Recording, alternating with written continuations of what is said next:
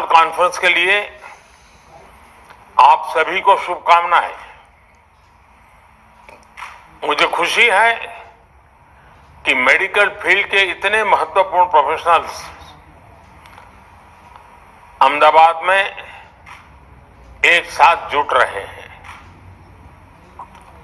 कोई चोट हो, दर्द हो, चाहे युवा हो या बुजुर्ग हो, खिलाड़ी हो या फिटनेस के मुरीद हो, फिजियोथेरेपिस्ट हर परिस्थिति, हर उम्र के लोगों के सहयोगी बनकर उनकी तकलीफ दूर करते हैं।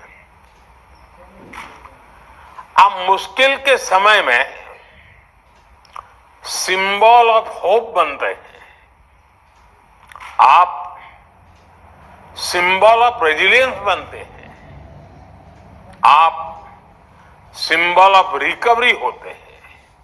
क्योंकि जब कोई व्यक्ति अचानक इंजरी या एक्सीडेंट का शिकार हो जाता है तो उसके लिए ये केवल फिजिकल ट्रॉमा नहीं होता, ये एक मेंटल और साइकोलॉजिकल चैलेंज भी होता है। ऐसे समय में फिजियोथेरेपिस्ट केवल उसका इलाज नहीं करता बल्कि उसे हौसला भी देता है। साथियों, अक्सर मुझे भी आपके प्रोफेशन से, आपके प्रोफेशनलिज्म से बहुत प्रेरणा मिलती है। अपनी फील्ड में आपने ये जरूर सीखा होगा कि चुनौतियों से ज्यादा मजबूत आपके भीतर की ताकत होती है।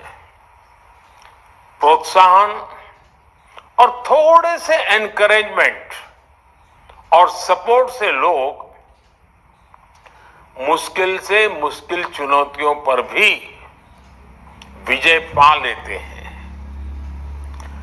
कुछ ऐसी ही बात गवर्नेंस में भी देखने को मिलती है।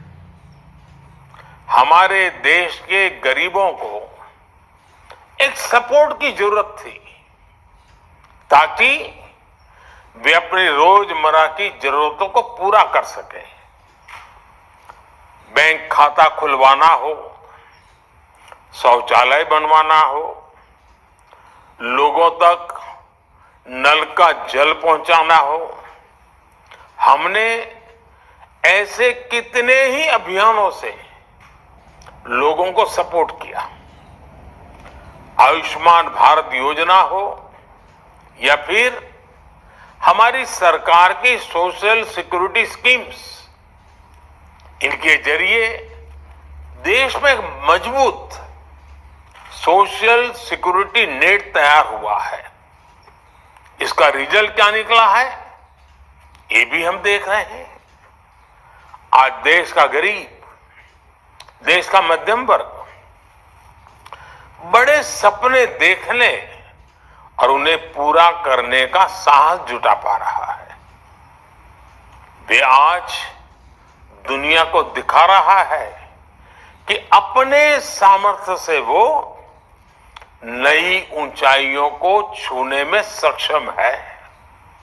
साथियों, कहा जाता है कि सबसे अच्छा फिजियोथेरेपिस्ट वही होता है जिसकी जरूरत मरीज को बार बार महसूस ना हो। यानी एक तरह से कहें तो आपका प्रोफेशन ही आपको आत्मनिर्भरता का महत्व सिखाता है। हम कह सकते हैं कि लोगों को सेल्फ रेजिलिएंट बनाने की और बनाना, यही आपका गोल है। इसलिए आज जब भारत आत्मनिर्भरता की ओर बढ़ रहा है तो आपके प्रोफेशन के लोग आसानी से यह समझ सकते हैं कि यह हमारे देश के भविष्य के लिए जरूरी क्यों है। और सबसे महत्वपूर्ण बात यह है कि एक फिजियोथेरेपिस्ट जानता है कि प्रोग्रेस तभी संभव है जब डॉक्टर और जिन्हें फिजियोथेरेपी की जरूरत है दोनों मिलकर काम करें। इसलिए आप विकास को मास मूवमेंट बनाने के सरकार के प्रयासों के महत्व को बखूबी समझ सकते हैं। स्वच्छ भारत, बेटी बचाओ और दूसरी कई पहल की सफलता में जन भागीदारी की यही भावना नजर आती है। साथियों, फिजियोथेरेपी की जो स्पिरिट है उसमें हर व्यक्ति के लिए और देश के लिए भी कई अहम संदेश छिपे हैं। जैसे कि फिजियोथेरेपी की सबसे पहली शर्त है कंसिस्टेंसी। आमतौर पर लोग जोश में 2-3 दिन 4 दिन तो एक्सरसाइज कर लेते हैं, लेकिन उसके बाद धीरे धीरे उत्साह कम हो जाता है। लेकिन एक फिजियो के रूप में आप जानते हैं कि कंसिस्टेंसी के बिना रिजल्ट नहीं मिलने वाले। आप सुनिश्चित करते हैं कि जरूरी एक्सरसाइज बिना किसी गैप के हो। ऐसे ही कंटिन्यूटी और कन्विक्शन देश के लिए भी जरूरी होते हैं। हमारी नीतियों में निरंतरता हो, उन्हें लागू करने के लिए दृढ़ इच्छा शक्ति हो, तभी तो देश की सारी आवश्यकताएं पूरी होती है और देश उठ करके खड़ा हो जाता है, लंबी दौड़ दौड़ता है। साथियों, देश इस समय आजादी के 75 वर्ष पूरे होने पर अमृत महोत्सव मना रहा है।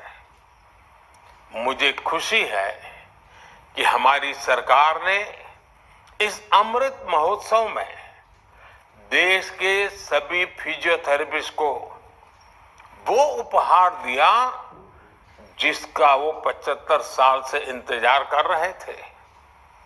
ये इंतजार था फिजियोथेरेपी को एक प्रोफेशन के तौर पर मान्यता देना। आप सभी का ये इंतजार हमारी सरकार ने खत्म किया। National commission for allied and health care professionals bill लाकर हमें आप सभी का मान सम्मान और बढ़ाने का अवसर मिला। इससे भारत के हेल्थ केयर सिस्टम में आप सभी के अहम योगदान को भी रिकॉग्निशन मिला। इससे आप सभी को भारत के साथ ही विदेश में भी काम करने में आसानी हुई है। सरकार ने Ayushman Bharat digital mission network से भी फिजियोथेरेपिस्ट को जोड़ा है। इससे आपको मरीजों तक पहुंचने में आसानी हुई है।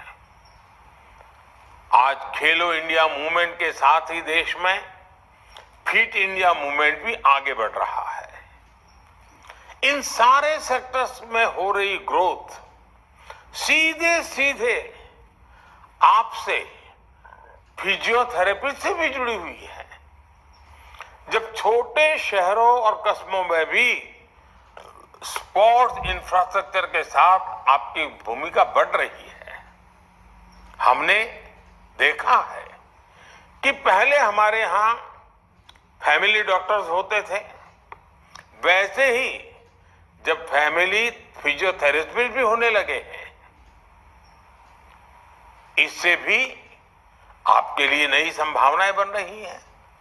साथियों, आप अपने पेशेंट्स के साथ ही सोसाइटी के लिए जो योगदान दे रहे हैं, मैं उनकी सराहना करता हूं। लेकिन मेरा आपसे एक आग्रह भी है। यह आग्रह आपकी कॉन्फ्रेंस की थीम से भी जुड़ा है और फिट इंडिया मूवमेंट से भी संबंधित है। क्या आप right posture, right habits, right exercise और इनके इंपॉर्टेंस के बारे में लोगों को एजुकेट करने का टास्क ले सकते हैं? ये जरूरी है कि लोग फिटनेस को लेकर सही अप्रोच अपनाएं। आप इसे आर्टिकल और लेक्चर्स के माध्यम से कर सकते हैं और मेरे युवा साथी तो रील्स के जरिए भी कर सकते हैं। साथियों, मुझे भी कभी कभी फिजियोथेरेपिस्ट की सेवा लेनी पड़ती है। इसलिए मैं अपने अनुभव के बाद आप सभी से एक और बात कहना चाहता हूं। मेरा अनुभव है कि जब फिजियोथेरेपिस्ट के साथ योग की एक्सपर्टीज जुड़ जाती है तो उसकी शक्ति कई गुना बढ़ जाती है।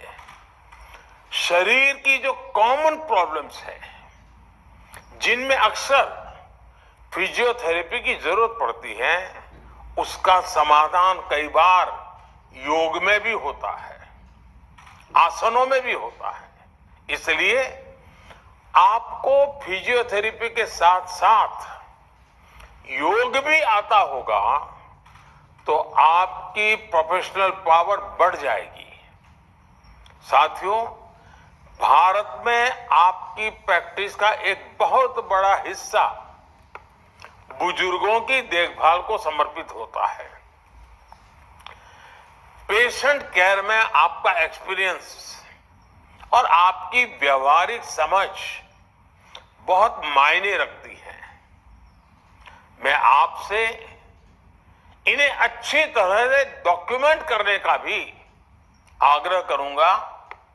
आज जैसे जैसे दुनिया में बुजुर्गों की संख्या बढ़ रही है, उनकी देखभाल भी ज्यादा चैलेंजिंग और कॉस्टली होती जा रही है। आज के इस दौर में एकेडमिक पेपर्स और प्रेजेंटेशन के रूप में आपका अनुभव पूरी दुनिया के लिए बहुत ही उपयोगी साबित होने वाला है। इससे भारतीय फिजियोथेरेपिस्ट की स्किल भी सामने आएगी। साथियों, एक विषय टेलीमेडिसिन का भी है। आप सभी को वीडियो के द्वारा कंसल्टिंग के तौर तरीके भी डेवलप करने चाहिए। कई बार ये बहुत ज्यादा मददगार साबित होता है। जैसे अभी तुर्की में इतना बड़ा भूकंप आया है, सीरिया में भी उसका असर है। इस तरह की आपदा के बाद बहुत बड़ी संख्या में फिजियोथेरेपिस्ट की भी जरूरत होती है। ऐसी स्थिति में आप सभी मोबाइल के माध्यम से भी बहुत तरह की मदद कर सकते हैं। फिजियोथेरेपिस्ट एसोसिएशन को इस बारे में जरूर सोचना चाहिए। मुझे पूरा भरोसा है आप जैसे एक्सपर्ट्स की लीडरशिप में इंडिया फिट भी होगा और इंडिया सुपरहिट भी होगा। इसी के साथ आप सभी को एक बार फिर बहुत बहुत शुभकामनाएं। धन्यवाद।